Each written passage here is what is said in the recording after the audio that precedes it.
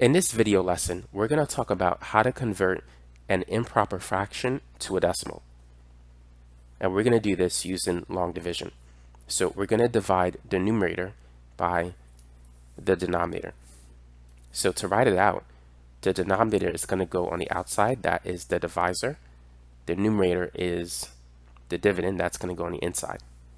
Now how many times does 5 go into 6? 5 goes into 6 one time. 5 times 1 is 5, and 6 minus 5 is 1. Now 5 doesn't go into 1 because 1 is smaller than 5. So we need to add a decimal point. And we need to put it here too. Now how many times does 5 go into 10? 5 goes into 10 2 times. 5 times 2 is 10, so 5 times 0.2 is 1.0. Subtracting these will give us a remainder of 0. When you get a remainder of 0, you're basically done. And the quotient is going to be our answer. 6 over 5 as an improper fraction is equal to 1.2. Now, let's try another example. Let's convert this improper fraction to a decimal. So 4, the denominator, is going to be the divisor. That's going to go on the outside. The 7 is the dividend. The numerator is going to go on the inside. Now, how many times does 4 go into 7? 4 goes into 7 one time. 4 times 1 is 4. And then if we subtract 7 by 4, we'll get 3. Now 4 doesn't go into 3, so we need to add a decimal point and a 0.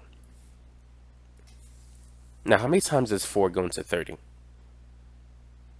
4 times 7 is 28. 4 times 8 is 32, that exceeds 30. So 4 goes into 37 times. 4 times 7 is 28, so 4 times 0.7 is 2.8. 30 minus 28 is 2, so 3.0 minus 2.8 is 0.2. Then if we bring down another 0, how many times does 4 go into 20? We know 4 times 5 is exactly 20. So 4 times 0.05 will be 0.20. Subtracting these will give us a remainder of 0. That tells us that we have our answer, which is going to be the quotient. So 7 over 4 is equal to 1.75 as a decimal. Now, let's try another problem.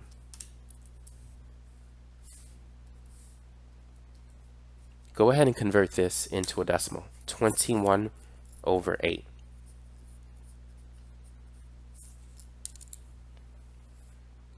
So 8 is going to be the divisor. 21 is the dividend. How many times does 8 go into 21?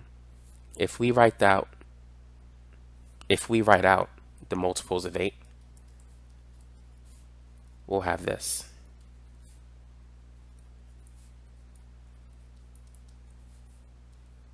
So what is the highest multiple of 8? Just under 21. That's going to be 16. So 8 goes into 21 2 times. 8 times 2 is 16.